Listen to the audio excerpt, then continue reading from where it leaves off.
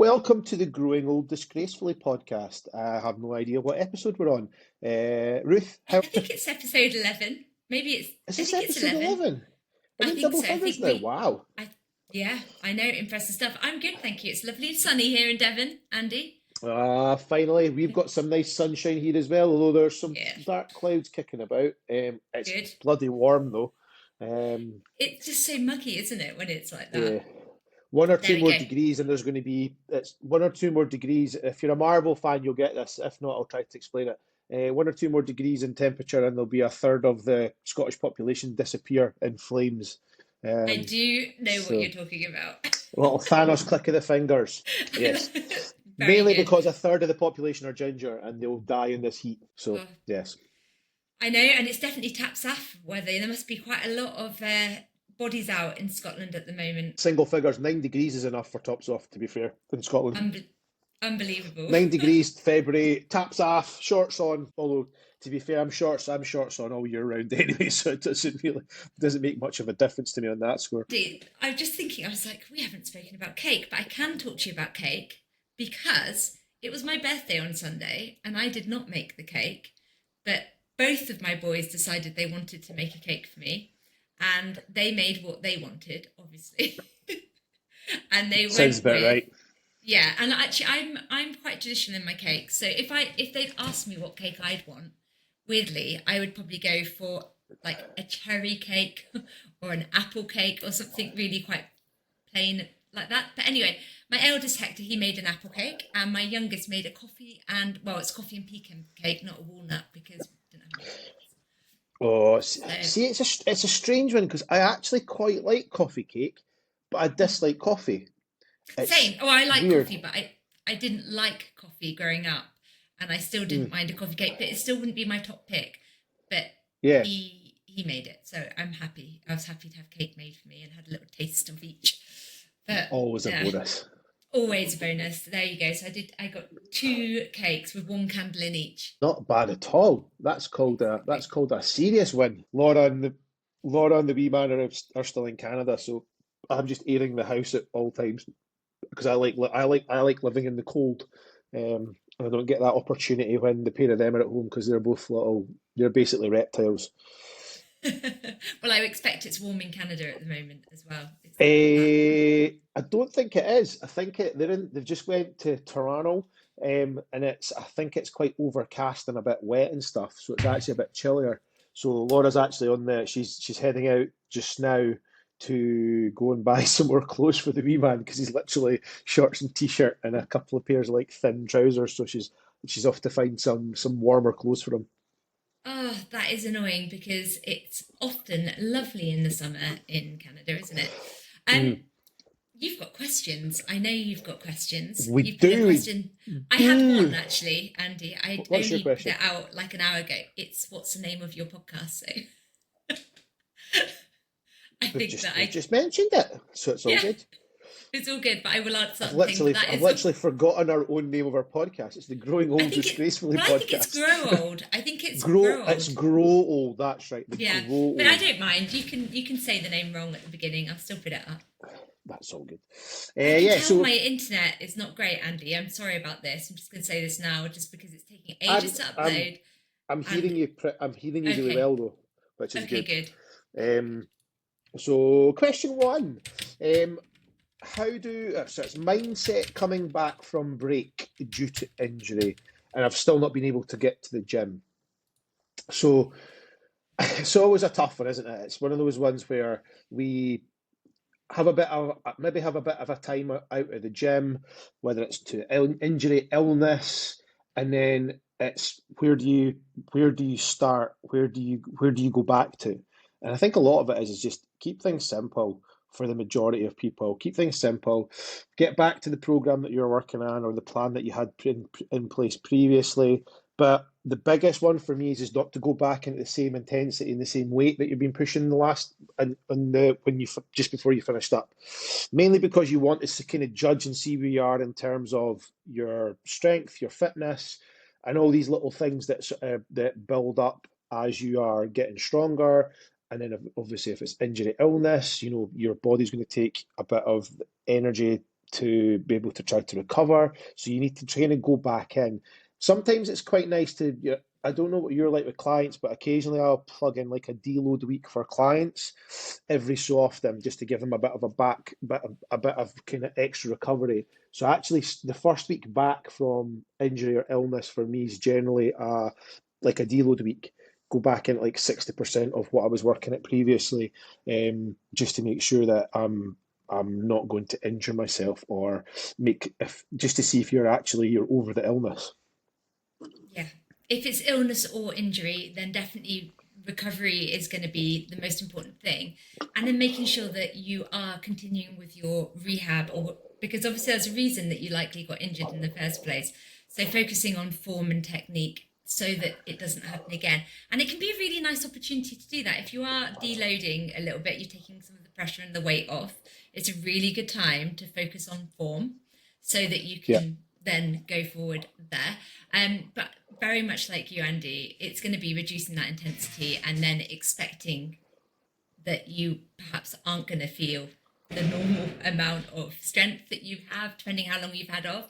And the other thing I was going to say, there was something else I was going to say. So I just saw my door open and I went, um, is you're going to feel DOMs probably as well. If you haven't trained for a little while, you're going to get some mega DOMs. And again, that's normal. It will go quickly. It's like starting again in that sense as well. I think big part about it as well is about not beating yourself up that you're not still at the level you were before injury or before illness, and that's just something that happens. We you can't expect to go back in all guns blazing.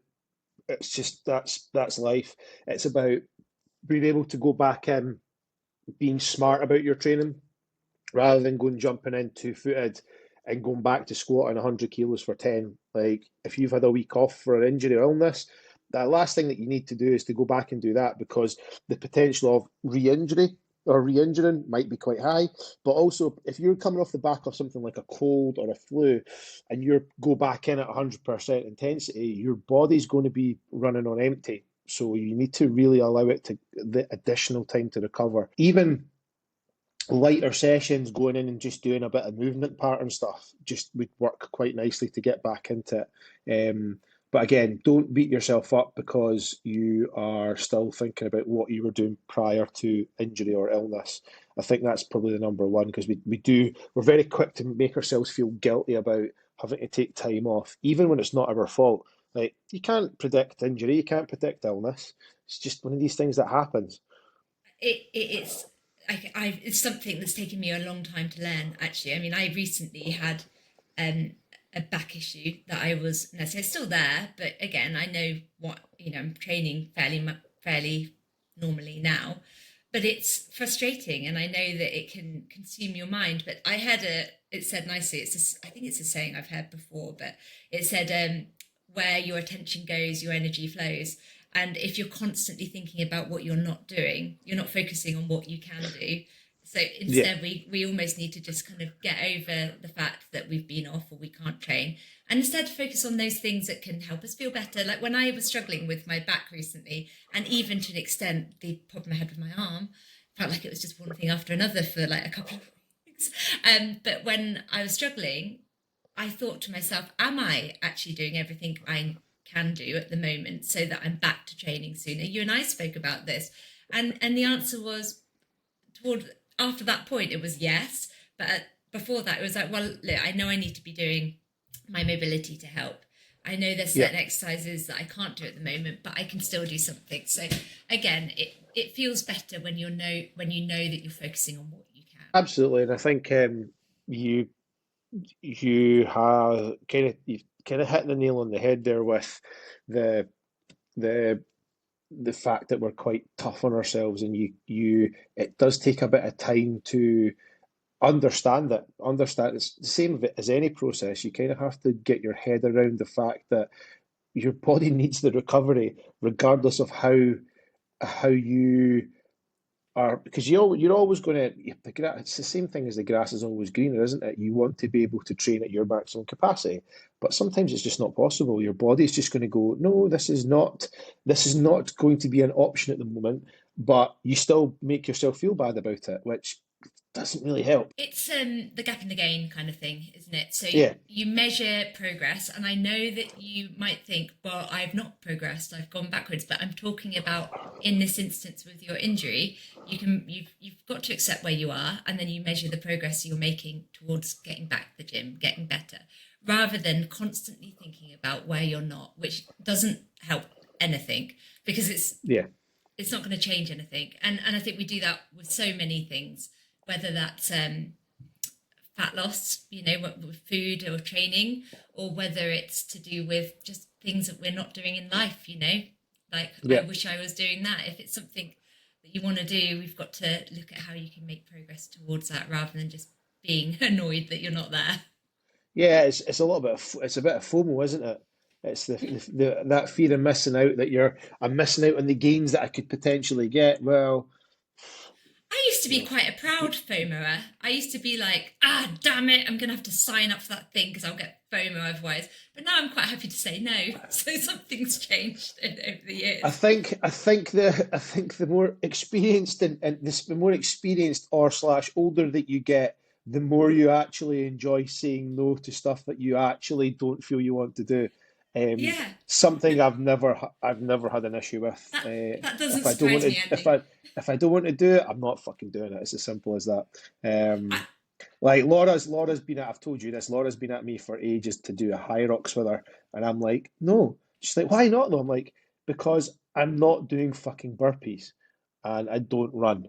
Like, no, to both of them. Like, I'd love to say that I would do it with you because it would be fun, but also this is also couples that train together do not stay together. They get divorced because she doesn't listen to me if I'm trying to tell her what to do. So she follows her own programs because there's no point in me telling her what to train because stop telling me what to do. Okay, okay. I very rarely would train with my husband You because can of train in that. the vicinity, so you can Oh train in the yeah, same gym, but you're not training together. no, I might go and give her a hand or a spot if she needs a spot, but I'm not training with her because she hates me when it comes to that stuff. especially things like running. I think because of the Yeah, fact that you're probably working quite hard, and then if somebody else is making it look easy, or it can be quite hard. I remember asking you to do a high rocks with me actually as well. I thought that we could have a team ESG one a little while back. Do you remember when we were working? that's right. Yeah, it's And not keen. genuinely for me. Genuinely for me. It's burpees, the It's most the pointless worst. exercise known to man. Like genuinely, Do what you does know? it do apart from make you look like an absolute tool when you're doing it? They're Do you like want to the know what's most worse? Worse than a what burpee? A burpee broad jump. I see. I don't mind the broad jump bit of it because I was always quite good at high jump and long jump at scale. So broad jump for me, perfect. If Laura could do the broad jump, could do the burpee, and then I could do the broad jump off the back of it, happy days. We'd do it in probably about 5 jumps, so we're sorted. But you need to do the You're burpee alongside it. well, you're the opposite of me then, because I remember when I was doing high rocks in Paris. I remember getting out of doing the burpees because my main aim was to not let it kill me.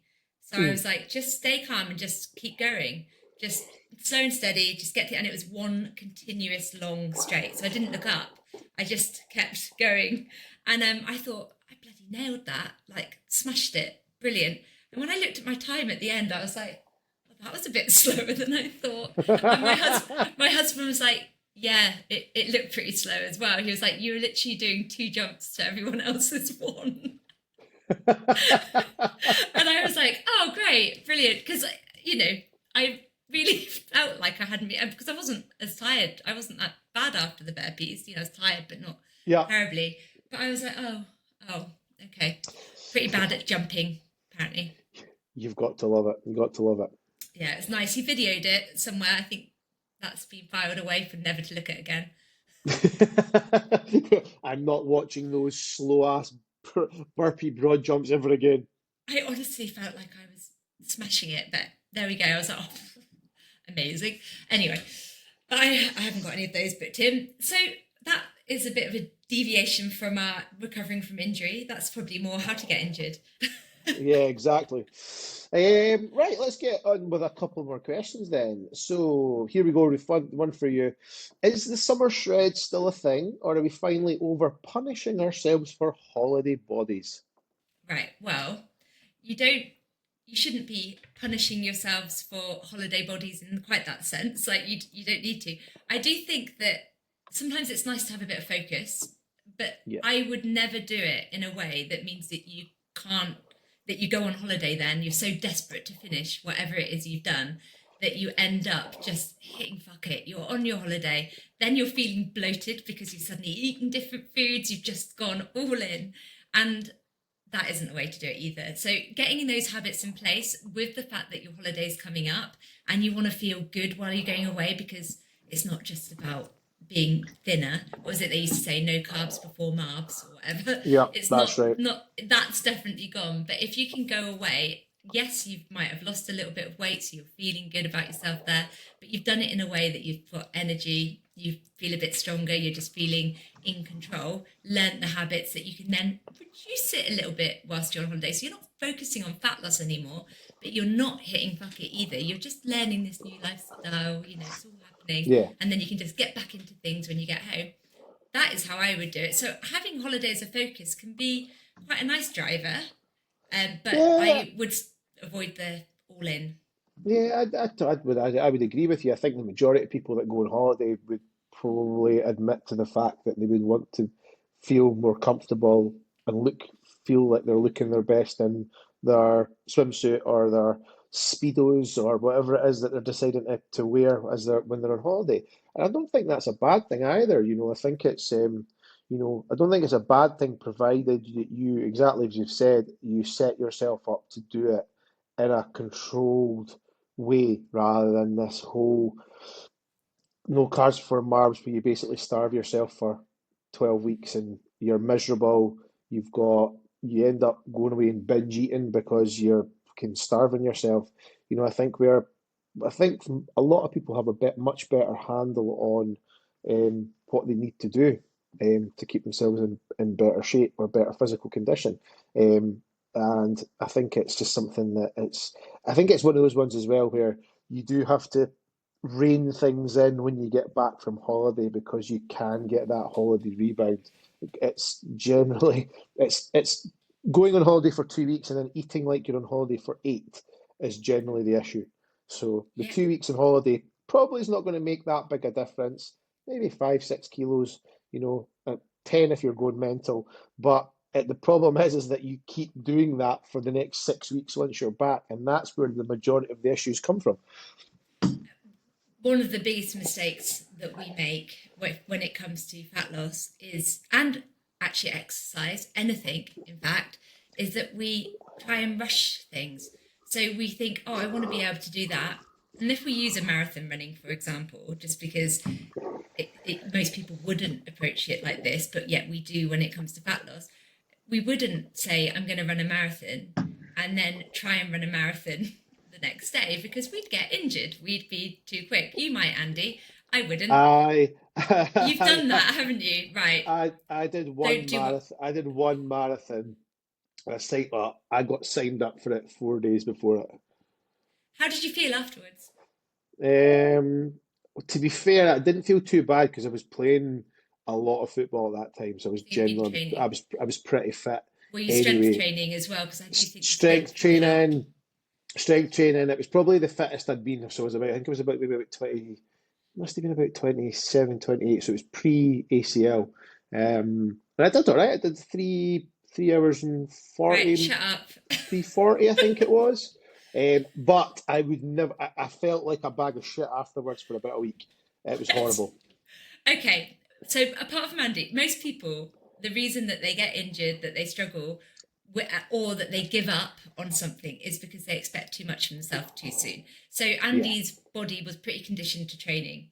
So for most of us, exactly. if we went out and did that with no running experience or no training experience, you would end up injured. So you'd have to give up. If you are currently eating maintenance calories that are keeping you at a higher weight, say your maintenance calories are 2,200 or 2,000, whatever they are, and you decide to drop down to 1200 to get quick results, but you're also going to add in your exercise, and you're also going to make sure that you're moving more, and you're not going to have your favorite things at all because you're going on holiday, that is unsustainable. That is Yeah. unsustainable. And it might seem like a good idea, but I wish that more people realize that when we look for quick results like that, it's the reason that we get slow results. We don't get results. It really is. And I was listening to a book recently, and they're talking about how our habits compound over time. And if you might think nothing of it, but say you're somebody that is getting towards retirement, and you decide that you're going to um, build a bar in your garden. Let's just say that, because you want to do something that is a bit of fun, and you start going out there just for one drink each evening, a little drink in the evening, and it's enjoying that. And buy a big flat screen TV so that you can watch something on there, and that's the changes you've made, inconsequential in the grand scheme of things, you know. Yeah. And your mate down the road, he's also retiring, but instead he's decided that he's going to listen to, I don't know, self-help books, and he's going to change his breakfast. That's it. He's just reducing the semi to from full fat milk and something else, and he's just changing it a little bit and just lowering the calories perhaps by 50, 100. Again, over a few months, you're not going to notice any difference in those two people. But when you compound it over time, those little things can then add up to make such a huge difference long term. When we're gaining weight, if we've gained weight, we haven't done it by suddenly indulging and going all in and really, you know, piling in the calories. We've done it by perhaps 50, 100 calories over our maintenance, compounded over time. We are just consuming more as an average over the week. It might be that it's the weekends that we're having a lot more, but it will have snuck up on us just by this little bit of, little changes you don't even notice. And yet when we come to lose it, we want to do it yesterday. We want to rush it. So yeah, I think if I could have more people, yes, making changes that see results, but doing it in a way which means that they Yeah. don't give up. Yeah. And That's the that, to be mission. fair, that ties in with the second question, because the second question is, why do so many people train hard but struggle with fat loss?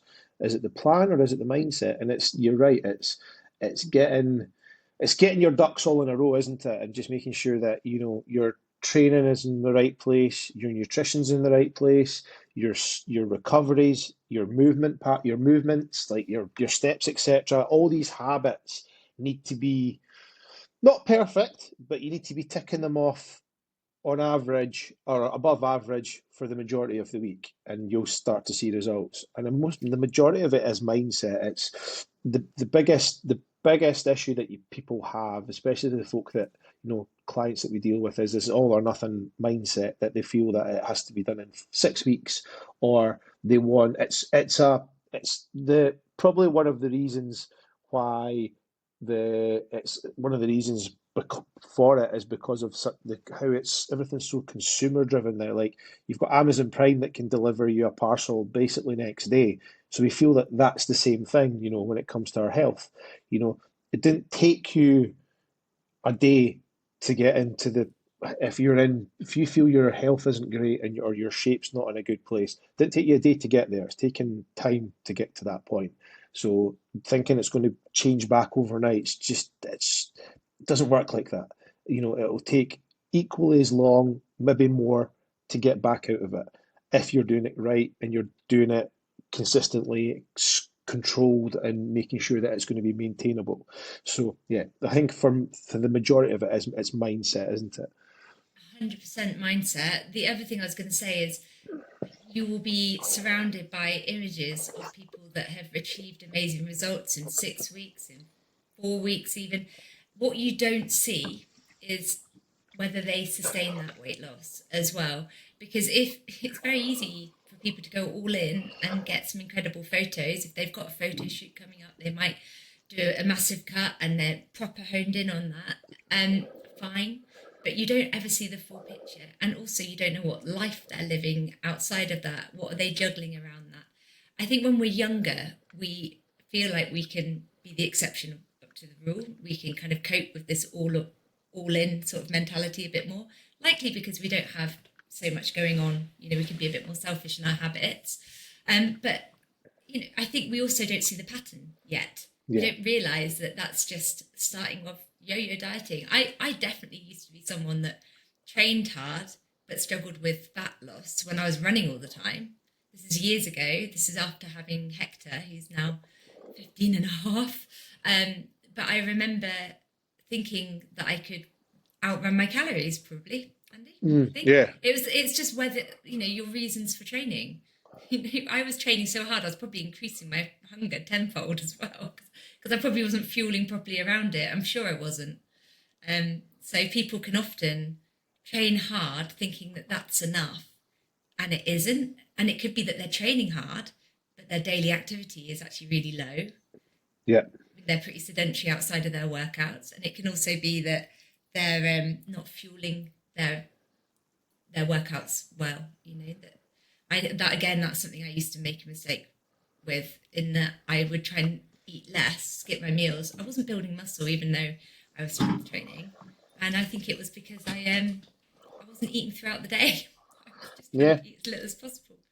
Well, that's it. I think it's, we all have a much better understanding of what we need to do nowadays. We understand the importance of protein for being able to build muscle, but also retain it, especially when we're dieting. As your body doesn't distinguish between body of muscle and fat when you're cutting. So if you go massively into a deficit, it will take from anywhere it wants.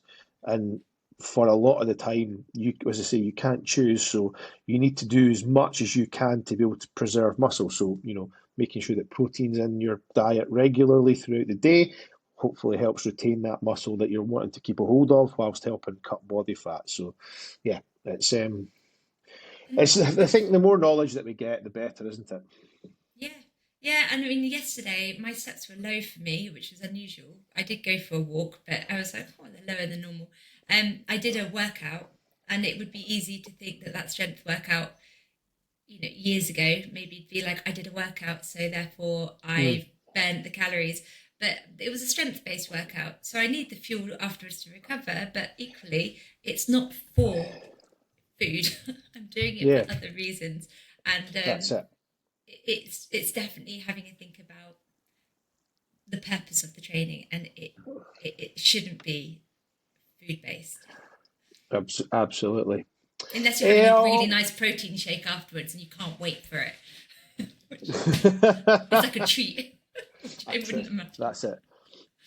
worrying. Next question is, are 10K steps a day actually magic, or is it just a nice round number to make us feel better? There was a study around this, wasn't there, Andy? So I believe that Yeah, the real benefits start to happen. Well, actually, I think they start to see benefits around 4,000 plus a day that's right. Yeah, if you've been pretty sedentary, and then the improvements actually start to really happen around 7,000 up, and then they kind of just even out around 12,000, and that's from all cause mortality, isn't it?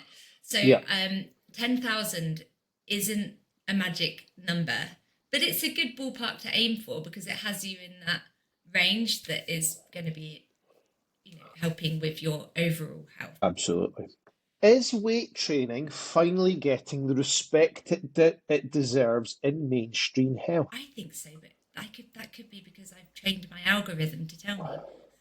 Yeah, I think if you were to go back 10 years, or in fact, let's go back. If I was to go back to when I first started PTing 25 years ago, the majority of people, and this is no sort of slight on females, but majority of females thought that doing aerobics classes and going on the treadmill or the cross trainer was how they needed to keep themselves in shape. Um, and a lot of guys did that as well, but it was, guys were the guy thing's always been about getting bigger. So shifting weights, they always knew that if you chuck a weight around, it's going to help build muscle. But I think in this last 25 years, which is a long time, for instance, when I was in the gym this morning training, going, and it was probably. predominantly females in the gym this morning. I think there was maybe one or two guys. Um, Probably a 80-20 split at the time that I was in. So I was in about half eight, 80-20 split, females to males, and every single female lifting weights. Like Free the weights. difference, free weights, machine weights. Some of them were doing. There's the JD's pretty big for high rock stuff, so folk are maybe doing a bit of high rocks training, but using dumbbells, etc. as well, kettlebells. The changes in the past 25 years have been massive, like huge. Um, and I think it's because of one is that the access to knowledge via, as much as I hate it, the social media, the internet's obviously such a fantastic resource for being able to find research, to find information about lifting weights, about what the benefits are. More people are investing in their own health by getting gym memberships, taking PT sessions, working with online coaches. Tr- um, I think weight training is really starting to has really kicked on in the last sort of kind of 10 years, and it's actually quite nice. It's nice to see, it's nice to see you go in and you don't have that stereotypical cardio bunnies running around on treadmills. Depending on what gym you go to, because there still is, and also it depends on the gym demographic. 'Cause I trained in a different gym last week where I used to PT about maybe 10 or 12 years ago, and the demographic in there is basically coffin dodgers, so 65 plus, and they're still all on the cardio stuff. So they're all Yeah. reading their newspaper and the cross trainer. But if you go in, the same gym does kids classes, and the kids classes are teaching them how to use the machine weights, the resistance machines, and a bit of free weights and stuff as well. So, the education's there, the knowledge is there, and we're helping people understand and be able to go in and train with weights more confidently, more assuredly, and this can only be a positive thing. Yeah. Yes, I agree. I think it can only be positive. And obviously, for me, if I think back to when I was going to the gym at 16, I was beasting cardio, but I would do some token bit of machine weight when I was in there. But Yeah, I hadn't been taught what to do, Andy. So I'd go shove on the loads of weight on the leg extension and the leg curl. I mean, I was getting some good quads. I remember when I was 16, I was like, woo! But Quadzilla. I, yeah, I was like amazing. But I think it was just because I was just trying to lift as much as possible on that, just so I could say I could. But Yeah, really, I would go to the gym for an hour, and I would say that over between 30 minutes to 45 minutes of that would be cardio. yeah.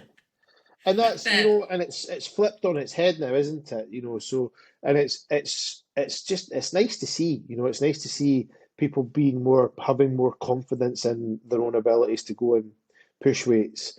And I know that gyms can come across as being quite scary and kind of quite a bit of a scary place to go. But I say it regularly. Gyms are the majority of gyms. There are still some gyms that are pretty scary to go, but some of the scariest ones are actually the most fun one, the most friendly ones as well. I think we kind of forget that. We've got a bodybuilding gym probably about a 5 minute drive away from where we are just now. And if you went in, see if you train there, you will be resistant to every single disease known to man. Smallpox, Spanish flu, the feet. Honestly, it is like genuinely. You're training alongside rats. It's a proper old school yeah, bodybuilding gym. It's class, and the kit's all old, but it's still well looked after. But you'll go in there, and it's like some scary dudes in there, guys that are like seriously massive. Um, the nicest bunch you could ever imagine. You struggle with something, they'll give you a hand. Like it's one of those. It's just one of those places. So I think a lot of gyms need to take more note of how the old school worked, because the whole point. That's where most of the gym community came from. If you look at like back at Pump and Iron that Arnold did in the 70s, these guys all they lived together, they trained together, they went out for dinner together. It was basically just it was a boys' club back then, but it's moved on now, and we have this thing where you've got a gym as a community, and we're all there trying to better ourselves. So, you know, that's kind of the part and parcel of it. Yeah, yeah. And actually, if I think about the gyms that I visited, so the gym I go to, if I'm not using my home setup, is um is a personal training studio. So it's Mm, free weights, and there's not really members of the public unless they're having training sessions with a PT. yeah, But when I was in Canada, I went to a couple of different gyms, and obviously, if I'm traveling around, I might go to a pure gym and so on. But when I was last there, I went to a gym that was like a bigger gym, had a lot of older people there during the day, a lot of people on the cardio machines, it had people in yeah, the strength training areas, but they weren't those kind of typical gym guys. I felt more on edge, I would say, at that gym than when I went to the other gym down the road, which had the strength training area specific. yeah, It had like almost a hierarchy type area. It had like the rack set up. I guess you could say a yeah, CrossFitty area as well. yeah, It kind had a of rings full, and stuff. yeah, it had a full track down the side of for sled and things like that, and then it had loads of different machines. But you went in there, and there were people doing everything. It wasn't. It was there were some really strong looking girls and men, Yeah, women and men, and they were just lovely, really, really yeah, lovely. But I think most people are just pleased to see other people doing stuff. So a lot, yeah. Smiley, they're just pleased. In fact, I train, I don't train, I don't know why I said train. I work with a lady who I do her nutrition side of things, who's a power lifter, and she's just changed gym. And she was saying that she was a bit nervous, even somebody that's so strong going into a new Mm, gym. But she's had women coming up to her who have been saying, "Oh my goodness, you're so strong! I'm so impressed." Da, da, da. And she was like, "It just feels so nice that people can come and say nice things like that." And I think that yeah. is what it's like, isn't it?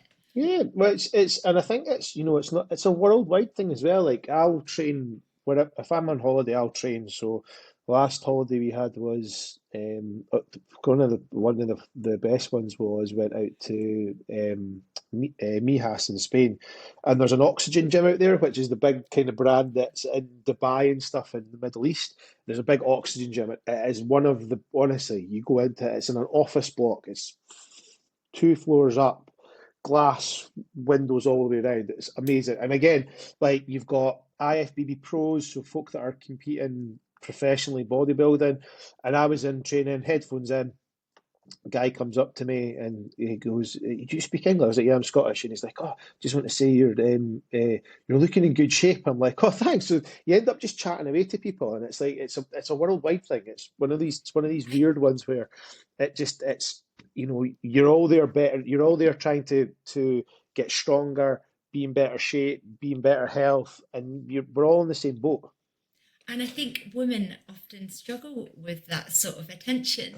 I used to struggle with it. I had to get used to it in Barbados because it wasn't, like in the 90s, 2000s, whatever, people It would, was if they creepy. was, it was It was creepy, creepy. right?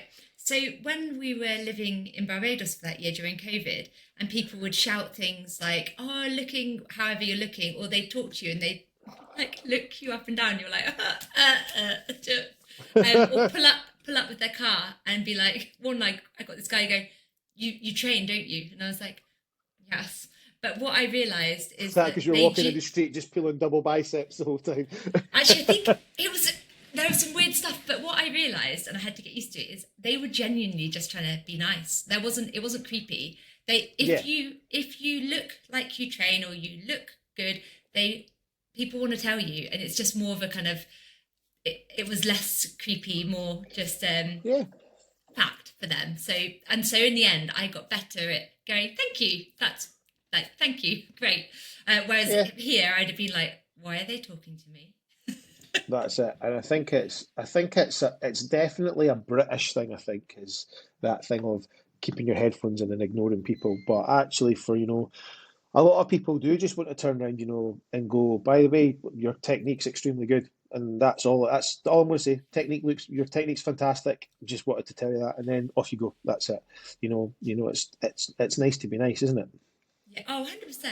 Actually, Andy, you reminded me of something then. Because, I realise if I'm going for a walk, I'll often put my headphones in and listen to something when I'm walking. Mm. And yesterday I thought I'm going to leave my phone at home, actually, because I live in a really quite a small village. Everyone knows everyone, but I haven't spoken to people out and about for a long time. Anyway, I left my phone behind. I started walking up through the village, and I was walking past the primary school, and there was a little girl who I kind of know the mum a bit, and she started waving at me, and then she was like, "Oh, I'm going on my residential," and she was just chatting, and I was like, "Oh, that's nice."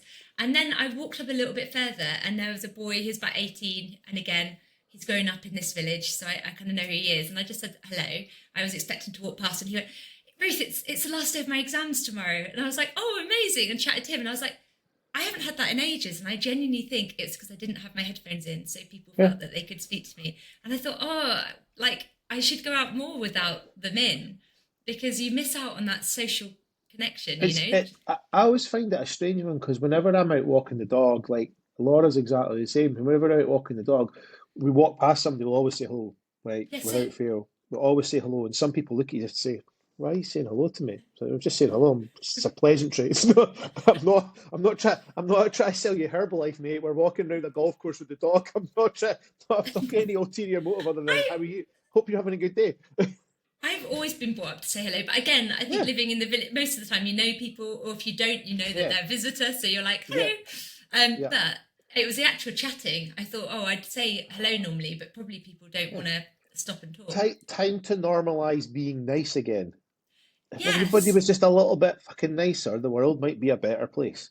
Have you seen the Daily Mash report where it's like Northerner visits London, and then they're like panicking because he said, I didn't know it wasn't normal around here.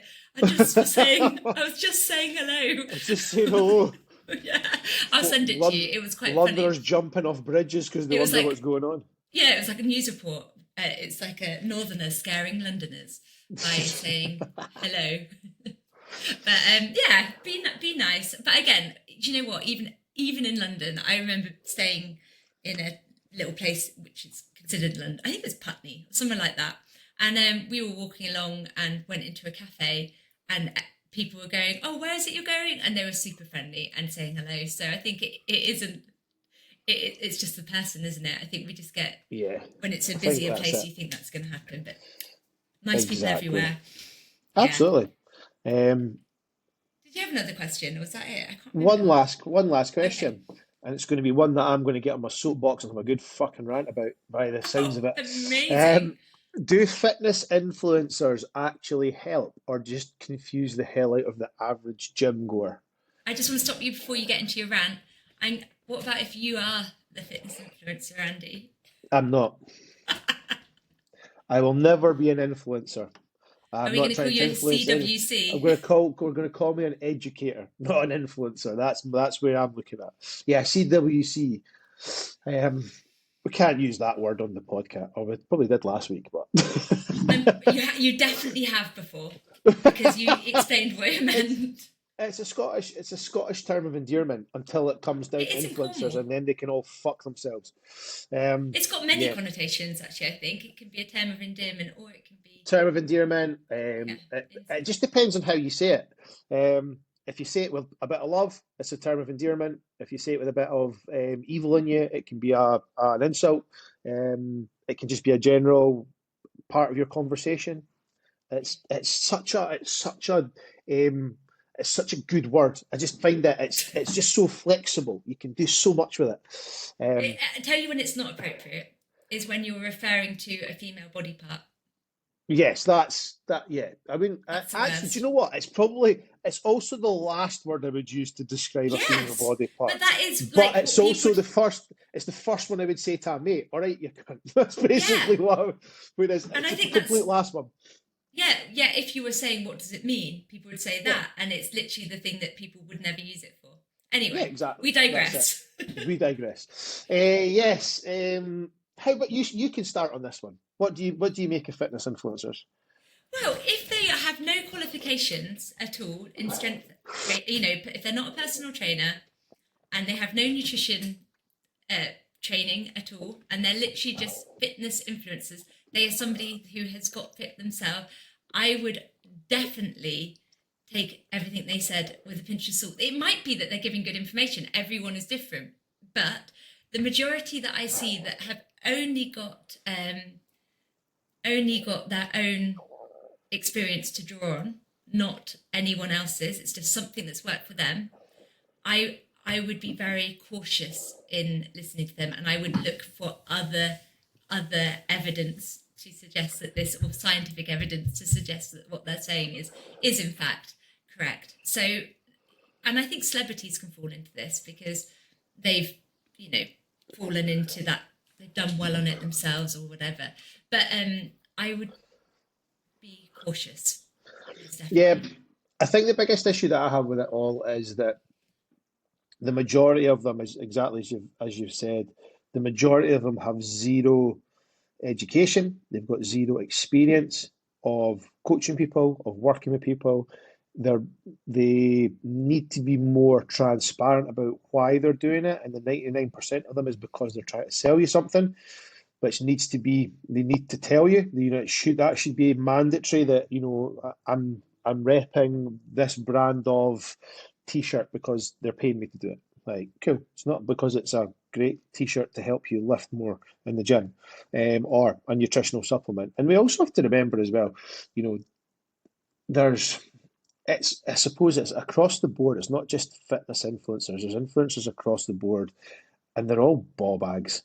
Like this shite about fucking dancing in front of cameras in the middle of the street, like around in front of people while people are trying to walk past them. Honestly, just fucking go and die. Throw yourself off a bridge, please. Like, just do the world a favor. Like that. Do you know what I've been waiting to see? Is there was Do you one know, of the Andy, ones I I think you can't. need to say what you think. Really, Yeah, I just know. get it. I was watching one of these dingles doing getting out a moving car and then start dancing. And the only thing I was thinking was, please get caught in the door and dragged under the car, and just natural selection take its course. But there's that guy that did it in Africa or somewhere. Friday night, Saturday, Yeah, Sunday. That one. I want him to get run over as well, because it was him that fucking started. It's that wanker that started it, and I everybody's now didn't mind him. He's jumping on kind the of. same fucking bandwagon. Toss Well, I pot. remembered it. I remembered it. If you've been wearing, a t-shirt with some branding on it, happy I days. remembered it even more if he'd been run over. Oh my goodness, Andy. That would have And been that would have so, made my day. I'd have laughed my ass off at that. Instead, I was like, "You're a bellhead, mate." and so Bad. I was not offended by that at all. But he wasn't trying to tell me how I should be living my life. So I'm That quite is happy yes. to. What I am struggling with at the moment, because I am a female who is 43 now, 43 years old, is The the 43 amount club. of yeah. And the thing is, I'm probably making it worse because I watch them, don't I? Because I'm interested in what they're saying, and What it's shite are they peddling today? so I get a lot of the weight loss advice, the unscientific weight loss advice coming my way, and it annoys me. But obviously, I watch it because I'm like, people are saying that, What is this? which To is drink hot water with cayenne pepper and maple syrup and lemon in it, and it's going to yeah, it's melt. normally It's going to pretty, melt body fat. or it's just like cutting out food groups completely, or things like uh, detox teas or juices. Mine's is, oh, if you're over 40, if you're over 40 and you have a high cortisol lifestyle, you must get, because this is the things that's killing you. You're just like, this is just, it's mind-boggling boring. B, if you actually listen to what they're saying, it's just, it's take it apart and read it as a script, you'd be like, none of that makes any sense. Yeah, this doesn't make any sense because the guy has no fucking clue what he's talking Or about. there's like a teeny tiny thread of evidence that supports that that might, a cherry picked study that is one in about 5 million that they've decided yeah. to rattle down that rabbit hole, and sadly, sadly, people get stuck into it. And I understand this. If you've got somebody on Instagram who's 5 million followers and they're putting out information, that's you're going to listen to them because you're like, well, why would they be lying to 5 million people? But we have to be a bit more But they're not cynical than, lying necessarily. They might not know that they're giving. I do think yeah. that a lot of there's is it, I don't want to slag anyone off, Did but someone not get done for? Did someone not get done for misinformation on like wasn't it Steve not Bartlett? Monjaro, not Monjaro? Oh Yeah, we no, were talking about that last week. There's like one of the fat loss jabs before Monjaro and stuff came out. It was about maybe it must have been about Ozempic. 6 months. Must have been about. I think it was before Ozempic. It was one of these ones that you would pick up in like the tanning shop, which is somewhere I would really go and get myself a fucking fat loss jab as a tanning salon. I'll have a look. There was. What was it I was going to say? There was something recently. Maybe it wasn't. I don't know. I'll have a look at that and have a look in a minute if you can think of something else to say about influencers. Oh well, Um, put it this way: you've got people like Gwyneth Paltrow. I'm sorry, but I'm taking zero nutritional advice from a woman who sells a vagina scented candle. That is the last person I'm taking any nutritional information from for a start. I know And who I was also, going to say about she's a fucking actress. She's not a fucking nutritionist. Davinia Taylor. Is one that Who's Davinia is it Taylor? Davinia Taylor? She is an actress, I believe, but she's done the whole putting the oil in your coffee and things like that. Yeah, Oh, this Davinia Taylor. MCT shite. Yeah, I believe that Will Powders are the name of her. See, she's getting free spreading the word. But she used to come up on my feed quite a lot. But it's the collagen Well, and the tablets and things like that. Will Powders, but she's a celebrity, and she basically says it's the only thing that she's done that's made her feel so good. But you do not need to start putting things into your coffee. What is it? Will Powders coffee. Will Powder's Swiss bovine collagen peptides. All right, okay, cool. But it's not that. I think it's the Odorless, MCT. It's odorless and tasteless bovine collagen. All did we say award winning, but also fucking useless. well, right. This is the thing. So she was saying you have to put. I believe on her Instagram, she was saying that you have to put the coffee. You have to put the MCT in the coffee and so on. And anyway, that yeah, I wasn't listening so much to But the information. thing is, I don't know if you're like that. As soon as I start to hear, there's like certain bits where you're like, you need to put MCT oil in your coffee, and as soon as she said MCT oil in, I switched off. I'm gone. I'm done. Like I know what's coming next. It's shite. I'm out the window. Like I'm very my head switches off way too quickly with this stuff. Oh, right. Okay. So I've looked at the information and I don't think it's saying what we thought. I can't find the person that was actually done, but there have been quite a lot of Ozempic style problems. So there was a lawsuit against Eli Lilly, legal action in 2024, where they sued medical spas and online vendors for misleading claims that were providing things to people without Yeah. prescriptions. So that could be the one that you're talking about. Apparently, there's also a lot of social media imposters, and that Which, the consumer group Which, have found that scammers posting as doctors on platforms like Facebook and Instagram promoting bogus health products with weight loss patches included. So that's been happening again. Doesn't surprise me. Weight So loss patches. yeah, sending you, if you're lucky, it would be sugar pills if you're lucky. But if you're not lucky, who knows what is in these things? And then it says, Methamphetamine. I Woohoo! know. Then it says TikTok schemes. Influencers have been arrested for selling tainted counterfeit GLP-1 drugs via TikTok, causing serious health issues like infections and lesions. One known case involved mycobacterium, abscesses, infections from unsterile injections. Right, if you're going to take a GLP-1, please go to a medical professional properly. Don't buy it. Yeah, Don't buy it off exactly. TikTok. Don't buy it off TikTok. Yeah, and that's the biggest issue is that this stuff sadly is all unregulated. So you can basically put whatever spurious claims you want up onto social media, somebody might get to it and report it at some point because it is so dense, densely populated with shite videos. You probably, and also because how our algorithm works, we'll probably not see that stuff because anything like that comes up, I usually just I generally hide it or report it, just get rid of it. So you'll not see it. And the sad thing is that you've got, it's the same thing as we were talking about, like Herbalife last week. You have a bundle of people, we know that the UK's population, and certainly Scotland's population, is is a highly obesogenic population. You have a bundle of people who are desperately in need of help because they know they need to get into better shape for their health and for their kids and for themselves, and they'll do anything, so they'll follow the yellow brick road because some clown with 300,000 followers has told them this is the way to go. And sadly, that clown is a clown for a reason. They have no knowledge. They've got nothing to back them. But people are willing to chuck money against the wall in the hope that it's going to help them. And that's kind of, I find, it's kind of sad. It's preying on people's weaknesses. It's something that, should be frowned upon highly. And if you catch the person doing it, you should be able to punch them in the back of the head. Um, I think that people can feel like they're failing, and then they get desperate. They feel like they can't do it, and they get desperate. And actually, I was getting a little bit upset. Not upset, that's probably a strong word, but I was getting targeted with adverts, of not adverts, people were saying about GLP-1.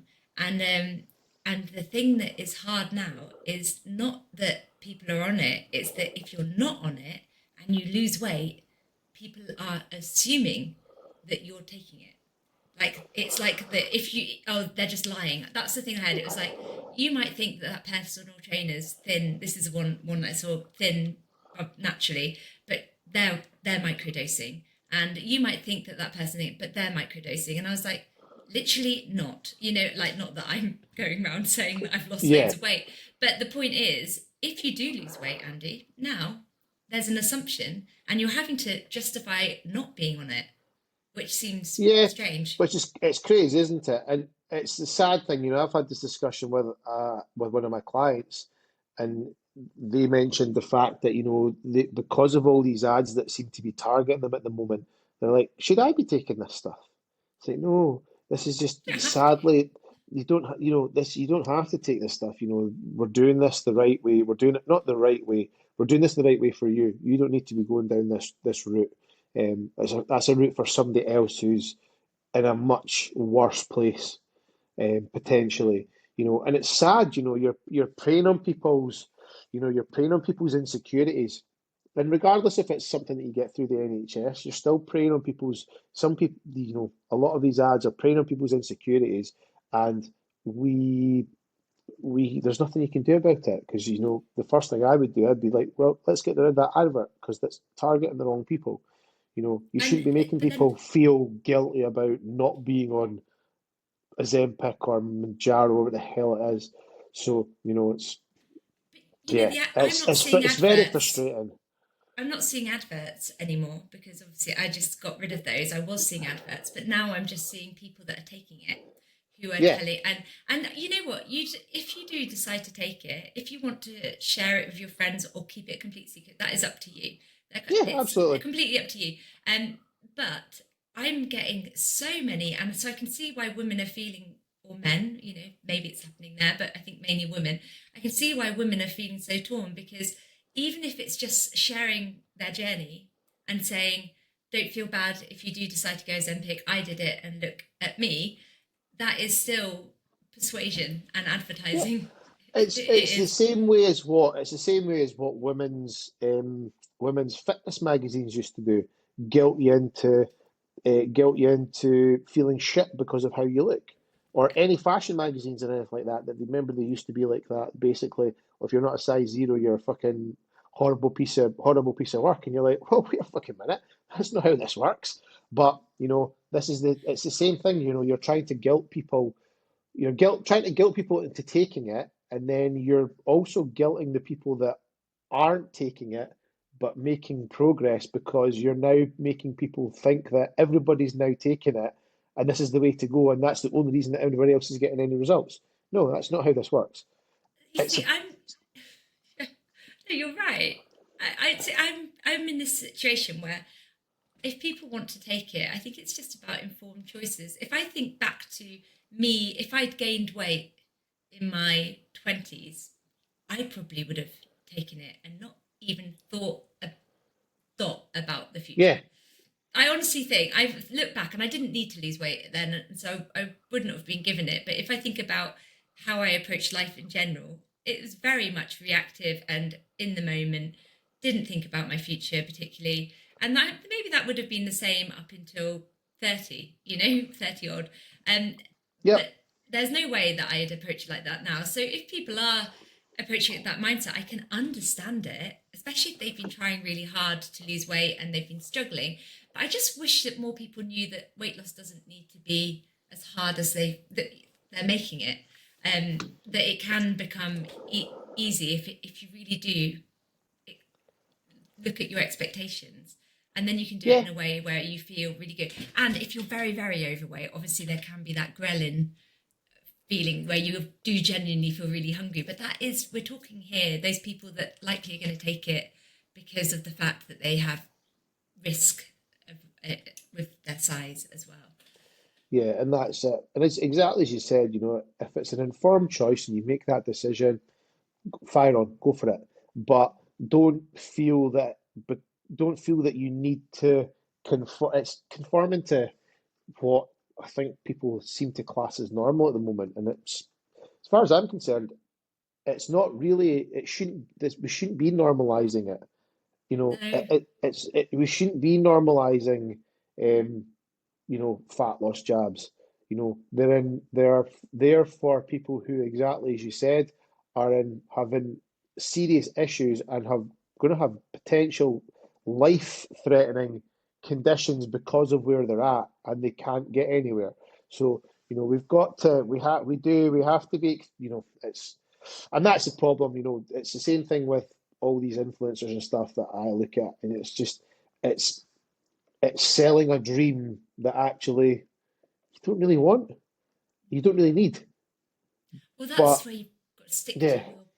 You've got to remember why you've chosen not to do it that way, because there is going to be a absolutely. lot of noise, and there will be a reason why you've chosen not to do it that way, and you have to be comfortable with that because Yeah, you know more, and or you don't know enough.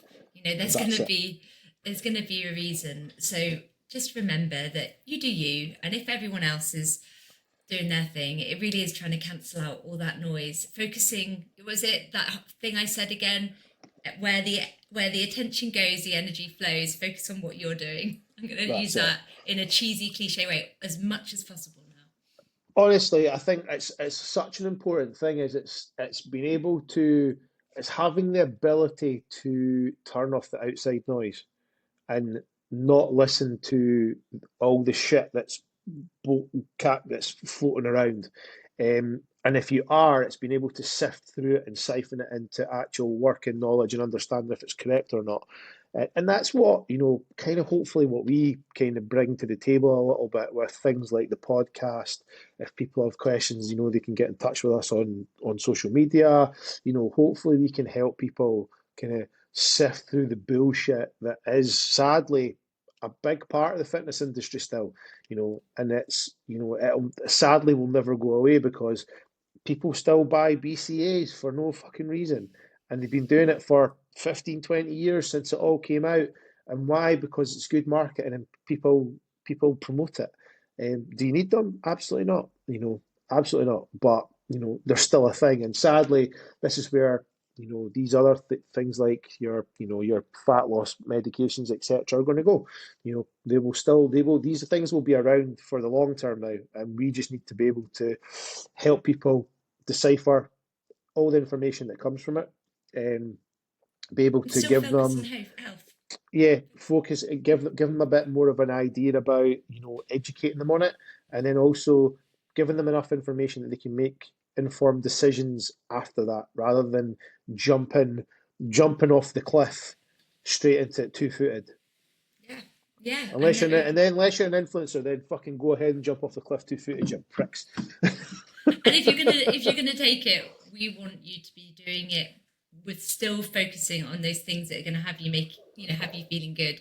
So Yeah, looking at some people might decide that they're gonna take it, but the best way if you are gonna take it is to not just think that that is going to fix everything. And as with anything else, you still need to, or still should, you don't need to do anything. No one's going to make you do it. But long term, you'll be grateful if you do include your strength training, moving for health in general, and eating those meals that are going to give you energy and have you feeling your best, long term. So it's more than just being thin.